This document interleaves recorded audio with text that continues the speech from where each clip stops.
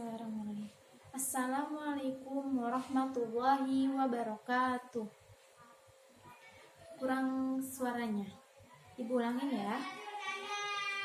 Assalamualaikum warahmatullahi wabarakatuh. Ya, baik. Apa kabar semuanya anak-anak? Alhamdulillah.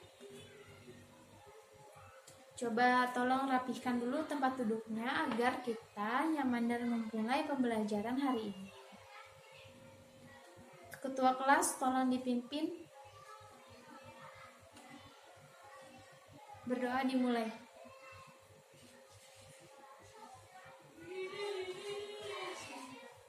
Alhamdulillah. Ibu akan absen dulu ya.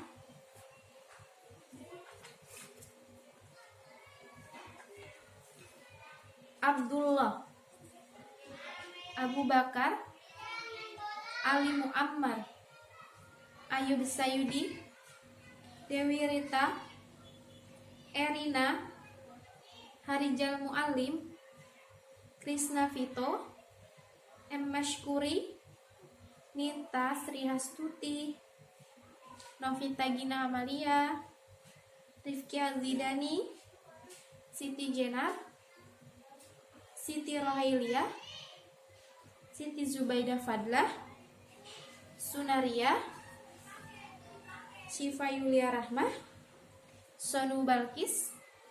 Ada yang belum disebut? Alhamdulillah, masuk semua ya hari ini.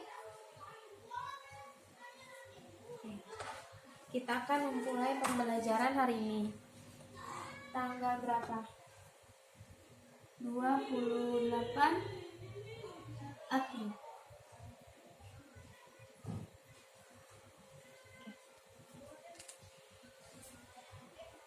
Judulnya, pelajarannya tulis dulu.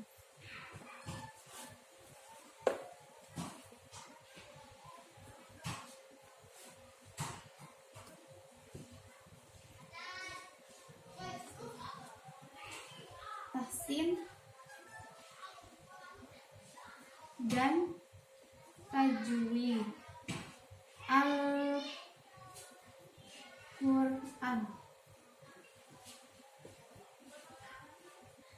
Minggu lalu kita sudah membahas definisinya secara bahasa. Ada yang masih ingat definisi secara bahasa? Apa itu tajwid Al-Quran? Apa?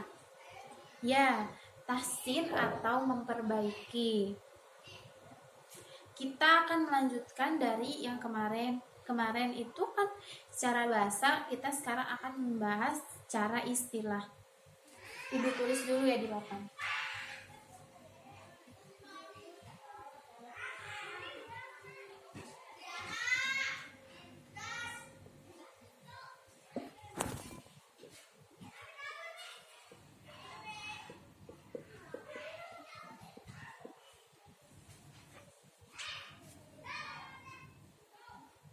Definisinya itu membaca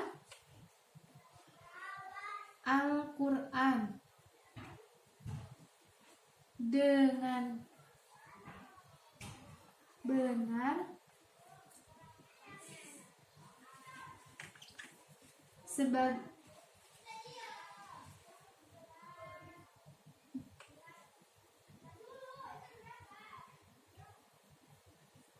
bacaan Rasulullah dan para sahabatnya.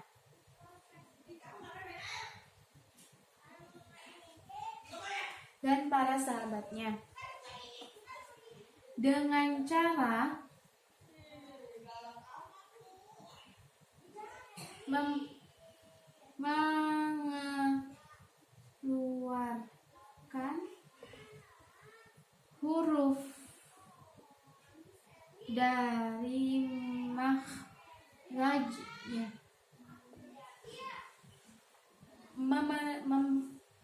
memenuhi sifat dan hukum bacaannya. Kita baca ulang ya. Apa itu tajwid Al-Quran secara istilah? Membaca Al-Quran dengan benar sebagaimana bacaan Rasulullah dan para sahabatnya dengan cara mengeluarkan huruf dari makhrajnya dan memenuhi sifat dan hukum bacaannya. Itu dari secara istilah. Kita akan membahas hukumnya. Hukum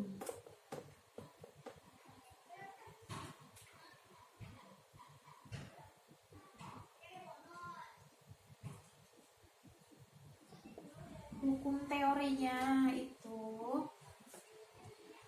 kita akan membahas hukum teorinya dulu ya. Hukum teorinya itu kita akan bahas hukum prakteknya. Itu fardu ain. Kalau hukum teorinya fardu kifayah. Nah, kita ulang ya. Hukum bacaan dari tajwid Al-Quran itu, kalau hukum praktiknya itu fardu ain, kalau hukum teorinya itu fardu kifayah. Apa itu fardu ain? Hukumnya wajib bagi setiap muslim. Jika tidak dikerjakan akan berdosa. Kalau hukum teorinya itu fardu kifayah. Apa itu fardu kifayah? Orang muslim itu wajib mengerjakannya, kecuali misalnya ada orang yang sudah menggugurkannya, misalnya dalam suatu keluarga gitu, sudah ada yang bisa, itu gugur kewajibannya. Nanti kalau kurang jelas boleh di akhir bertanya lagi. Sudah sampai sini sudah mengerti? Ibu akan hapus dulu. Ibu akan menjelaskan keutamaan atau fadilah dari tajwid Al-Quran. Ibu kasih waktu dulu untuk nulis ini bentar.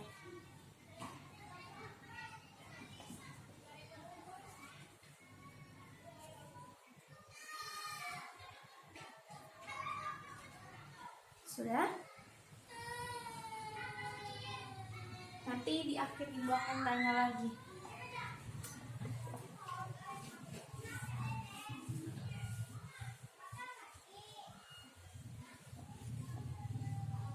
Yang bawah sudah tidak akan ibu hapus sudah.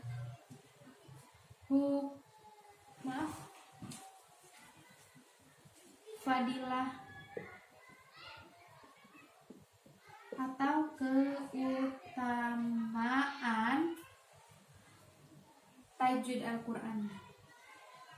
Yang pertama itu apa? Ibu akan menjelaskan dulu ya. Yang pertama itu memberi syafaat pada hari kiamat.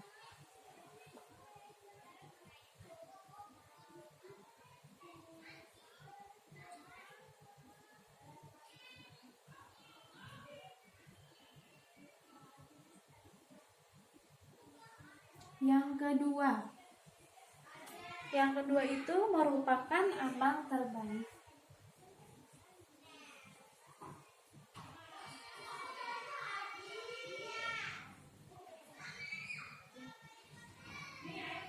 Yang ketiga itu mendapat derajat yang tinggi.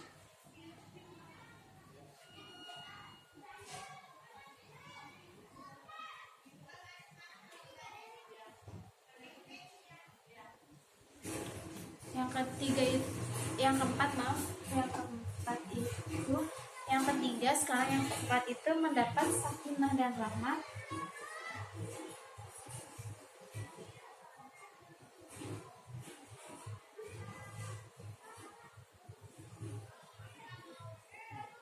Yang kelima itu mendapat sebaik-baik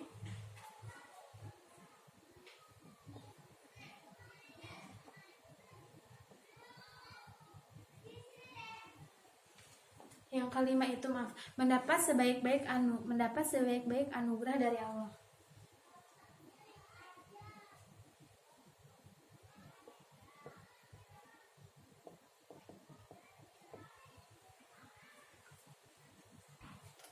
semua ini ada hadisnya. Kita tidak akan membahas semuanya dulu ya. Kita baca fadilah atau keutamaan yang pertama dulu. Memberi syafaat pada hari kiamat.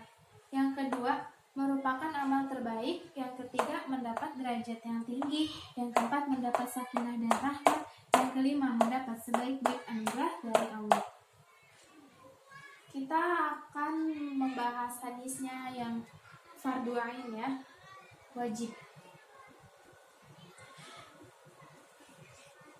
Fardu ain, Ibu akan nulis hadisnya di sini.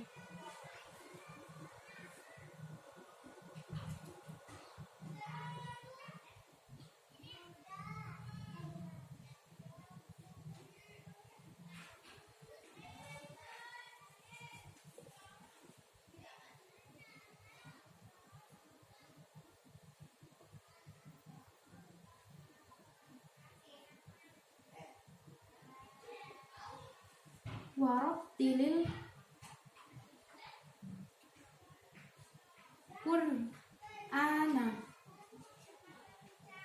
Qur'ana tartilan.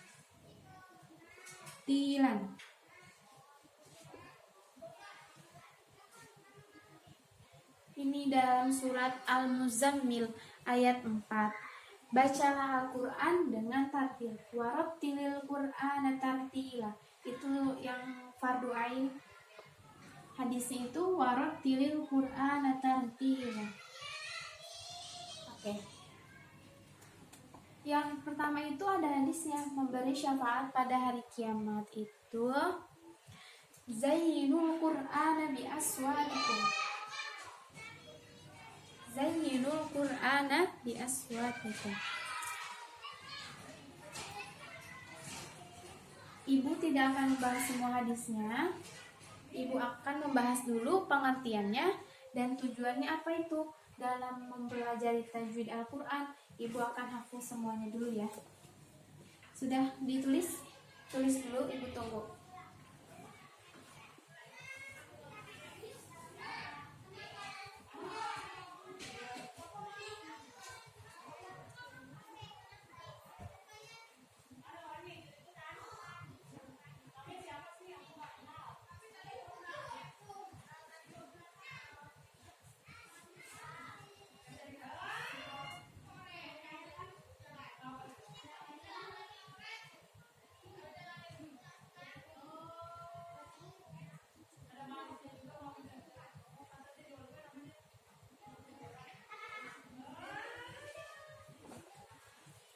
Nih, ada akan menjelaskan sedikit tentang memberi syafaat pada hari kiamat.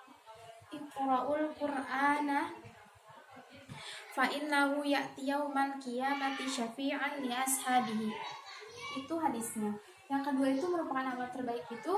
Ibu akan memberi hadisnya sedikit aja. Ibu tidak akan, nanti Ibu akan ulas lagi minggu depan. Yang kedua itu merupakan amal terbaik. Itu hadisnya khairukum man ta'allamal Qur'ana wa 'allamahu. Nah, gitu. Kalau yang ini yang ketiga mendapat derajat yang tertinggi, hadisnya alladzi yaqra'ul Qur'ana wa huwa mahirum bihi ma'as safaratil kiramil bararah. Ibu tidak akan menjelaskan dulu hari ini, cuma menjelaskan sedikit apa itu ada hadisnya semua. Ibu akan ulas pada minggu depan dengan semuanya, dengan jelas lagi. Ada yang sudah menulis ini? Ibu tunggu, belum selesai ya?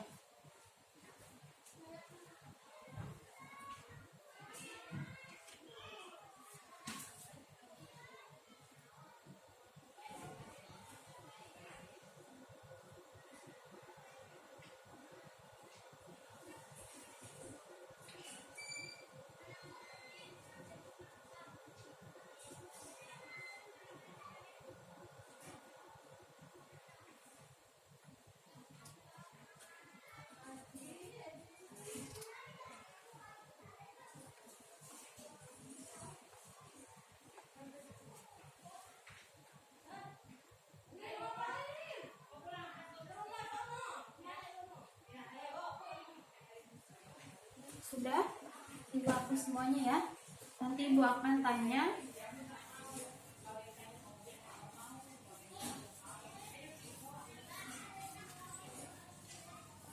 Ibu akan menjelaskan satu lagi. Hadis-hadisnya Ibu akan jelaskan minggu depan. Sekarang Ibu akan menjelaskan pengertiannya dulu. Tujuan membaca Al-Quran dengan tajwid. Para ulama salaf dan khalaf setuju akan wajibnya mempelajari tajwid Al-Quran. Imam Ibnul Jazari berkata, wal akhdhu bit tajwidi hatmun lazimu man lam yusahhihil Qur'ana athimu li'annahu bihil ilahu anzala wa hakaza minhu ilaina wasala. Membaca Al-Quran dengan tajwid itu hukumnya wajib. Siapa yang tidak membetukan bacanya akan berdosa, karena Allah telah menurunkannya dengan tajwid. Dan demikian Al-Quran darinya sampai kepada kita. Nah, itu para ulama salaf dan khalaf setuju akan wajibnya tajwid Al-Quran itu. Kita akan mempelajari pengertian dari tujuan tajwid Al-Quran.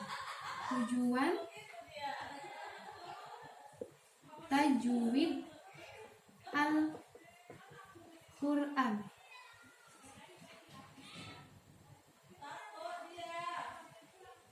Tujuan tajwid Al-Quran itu menjaga lisan, menjaga lidah,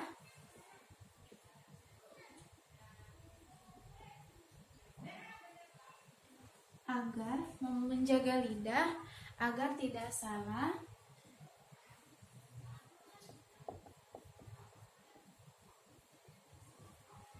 dalam